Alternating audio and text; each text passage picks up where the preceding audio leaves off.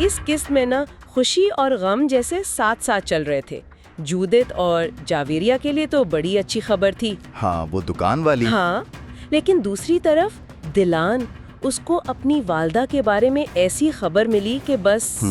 दिल दहला देने वाली खबर थी। और फिर वो गुल और फुरात, उनके बीच भी गलत फहमियां कुछ बढ़ती भी लगी। आइए जरा उन पे बात करते हैं। बिल्कुल, ये किस्त ना असल में सच, झूठ और उनका रिश्तों पर क्या असर होता है उसी के बारे में थी। लेकिन इसमें दिलचस्प बात ये थी कि इस झूठ में भी ना सच के कुछ रंग थे।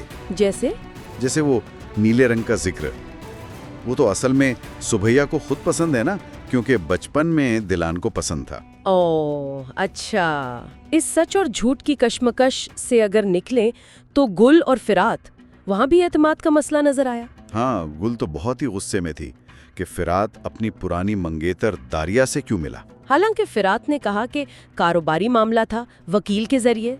जी, सिफाई देने की कोशिश तो की उसने, लेकिन गिल का एतबार वो टूट चुका था।